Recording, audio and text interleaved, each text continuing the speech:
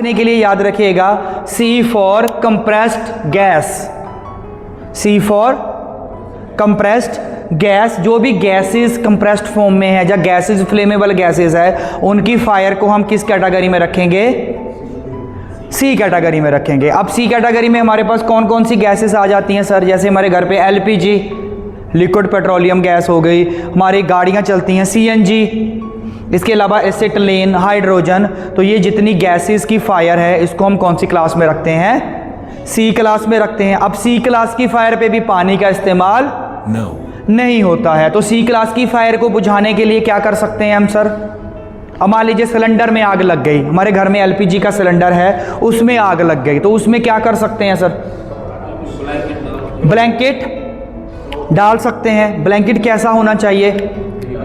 गीला होना चाहिए। वेरी गुड सर, क्योंकि वो ऑक्सीजन की सप्लाई को बिल्कुल बंद कर देगा। और गीला होने से क्या होगा? उसका खुद का इग्निशन टेम्परेचर भी पहुंचने में ज़्यादा टाइम लेगा। उतने में क्या होगा? वो आग जो है वो ऑक्सीजन नहीं मिल पाएगी और उतनी देर में आग जो है वो बुझ जाएगी। तो गीला होना चाहिए। इसके अलावा फायर एक्सटिंग्विशर अगर हमारे पास है तो ABC type fire extinguisher, CO2 type fire extinguisher, इनका इस्तेमाल किया जा सकता है। अच्छा मान लीजिए सर, अब हम एक और चीज़ है सर, अगर भगवान ना करे कभी घर में ऐसा एलपीजी का सिलेंडर है, इसकी नोब में आग लग गई, नोब में आग लग गई, किन कारणों से लग सकती है सर?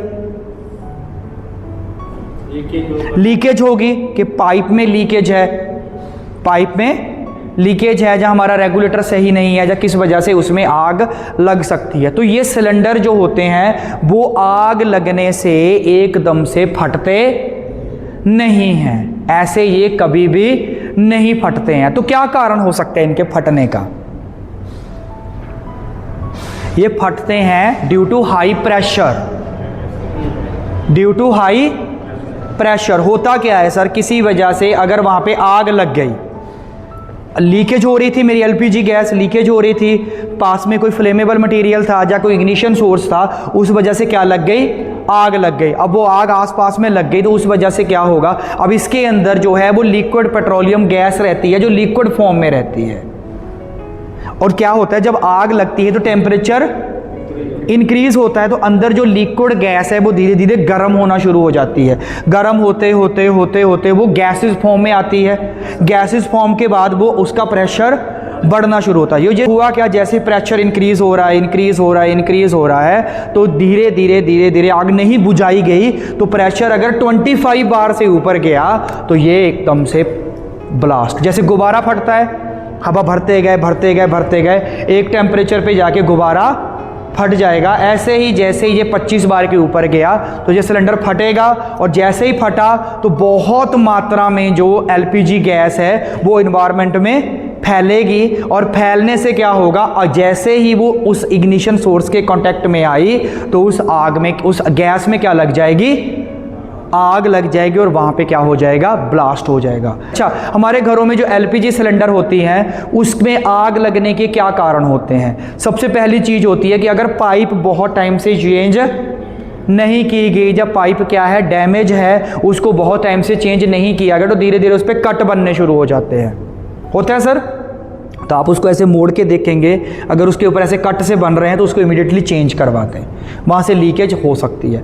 दूसरा आग लगने का क्या कारण रहता है कि सर, जैसे मान लीजिए हम लोग चाय उबालते हैं, दूध उबालते हैं, या कोई ऐसी ग्रेवी वाली सब्जी बनाते हैं तो कई बार वो उबल जाती है। होता है जी, उबल के, अब उबल के किसके ऊपर गिरी? वो बर्नर के ऊपर, बर्नर जो होता है ना उसके ऊपर गिरती है, तो उसके बाद कई बार आग बुझ भी जाती है। तो हमने सिलेंडर एकदम से बंद किया, रेगुलेटर से उसको एक बार कपड़े से साफ़ किया और फिर उसको दोबारा चलाया। अब उस कंडीशन में क्या होता है कि जो दूध, चाय के छोटे छोटे जो पार्टिकल होते हैं वो उसके जो होल होते हैं उसमें जाके जम जाते हैं। तो कई बार आपने देखा होगा, जब हमारा बर्नर अगर बहुत पुराना है तो कई बार क्या होता है, अब जलाओ गैस को तो कुछ होल्स में से निकलती है, कुछ में से निकलती नहीं है। वो कंडीशन थोड़ी खतरनाक होती है। उस कंडीशन में क्या, पीछे से पूरा प्रेशर आता था लेकिन वो वहाँ पे आके ब्लॉकेज हो गया, तो वो नीचे गैस इकट्ठी होने शुरू हो जाती है। उस वजह से कभी कभी बर्नर के नीचे भी आग लग जाती है। तो वो कंडीशन पे हम अपने तरफ से क्या कर सकते हैं कि बर्नर की कंडीशन देखें और पाइप की कंडीशन देखें। एलपीजी की वजह से भी बहुत सारे हादसे हो गए हैं, तो उनको कंट्रोल किया जा सकता है थोड़ी थोड़ी सूझबूझ से। इसको हम अगर सिलेंडर में आग लगी है तो क्या कर सकते हैं, सिंपल सा है, या तो कपड़ा लपेट दें, ऑक्सीजन की सप्लाई कट हो जाएगी। अदरवाइज़ कोई बर्तन है मेरे पास ऐसा, तो बर्तन को ऐसे सिलेंडर के ऊपर से कर दें, मुझे ऑक्सीजन की सप्लाई कट आउट करनी है। जो भी चीज़ हमारे पास अवेलेबल है, जैसे ही हम ऑक्सीजन की सप्लाई कट आउट करेंगे तो वो आग बुझ जाएगी।